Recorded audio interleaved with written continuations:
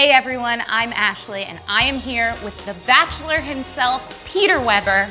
Let's get to it. There is so much kissing on the show, and I feel like especially you do a lot of kissing. Yeah. What's it like to kiss so many different women on one date? Do you have mints with you? Do you have like a kissing kit with you? Of course, yeah. Julie's got Listerine for me. Like every time I'm spraying, I'll go brush my teeth every couple times. For me, like I always looked at it like I wasn't friends with these girls, I was dating them. Right. You know, that's what you do in your relationship. Of course, they show a lot of those kissing scenes. There's a lot more that they cut out of just conversation. It's not all just kissing, but I'm a very passionate dude, and that's just how I've always been. It's the Cuban in you. It's the Cuban in me. Yeah. I got that Cuban heat, and yeah, I'm not gonna try to change myself. Like, that's who I am. Are you watching the season as it airs? I am.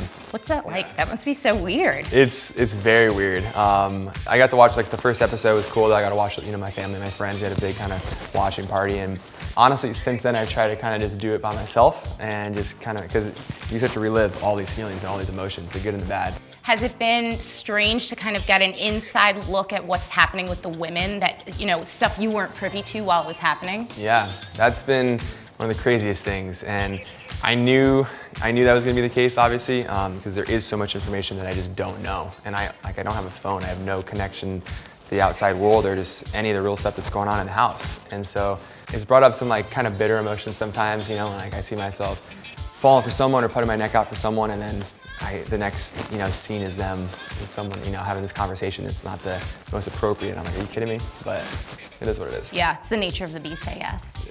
So you and Chris Harrison have talked about how this is an unspoiled season. Yeah. What does that mean? Are you engaged? Are you in love? Tell us something. It was a very unexpected ending. There was nothing I could have predicted for how it was gonna go. I literally deal with stuff until the very last day. Truly the hardest week of my life. I was like, just my heart was being pulled like crazy. And it was really tough for me. And tough last week, but I can tell you that I am very happy with how I followed my heart. What about your experience on The Bachelorette with Hannah kind of affected you as a bachelor? So I remember with Hannah, if I had any regrets, it was that I kind of held out too long and like expressing myself fully to her. And I remember coming on this season, I tried from the first night to just encourage all the women, don't do that. Like learn from what I did and just fully, like from night one, show me everything, the good, the bad, tell me exactly how you're feeling. The girls definitely did that. In Cleveland, they let me hear it when I came in for that last ceremony. They really didn't hold back at all. No, they didn't, but I loved it and I respected it. I did, and that's what I asked for.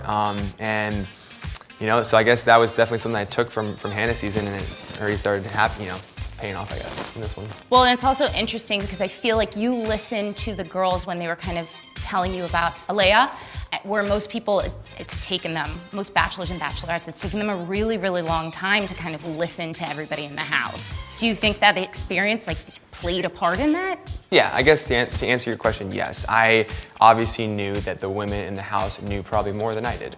The struggle with me is, and as I've seen from multiple seasons in the past, if you're really feeling someone, it's so tough to, yes, you hear that the numbers are against that person and you know that they're not lying to you most likely, but you still feel what you feel. Yeah. It's so hard to just cut that off, and you saw me struggle with it. I went back and forth. At the end, it was, you know, it was a tough call to let her go, but I knew that just for the house in general, it was such a toxic environment, it wasn't good for anyone, I had to make that decision. There's a lot of speculation that the ending has something to do with Hannah. Is there anything you can kind of tell us about that? I think it's wishful thinking too for people. You know, a lot of people love Hannah, and I know I've seen a lot of support for Hannah and and so I get that. You guys will have to tune in to see if she comes back. So people are already talking about who they think should be the Bachelorette. Is there anyone that you're kind of like vying for at this point, or anything you can even say at this point? There's a lot of great talent to pick from, for sure, for my season. Yeah, some were involved in drama, some weren't, but I think just have really good qualities to make a great Bachelorette. I know people have talked about Hannah Brown doing it again, and you know, I can understand that 100%, so a lot of great options. Well, you're so cute and you're so sweet, and I hope that you find all the love you're looking for. Thank you so much. Tune into The Bachelor on ABC Mondays at 8, 7 Central to find out who Peter gives his final rose to. We don't have a rose? Nobody? If you like this video, love celebrity interviews, or just want more fun, scary mommy content, hit subscribe below. You're not gonna regret it.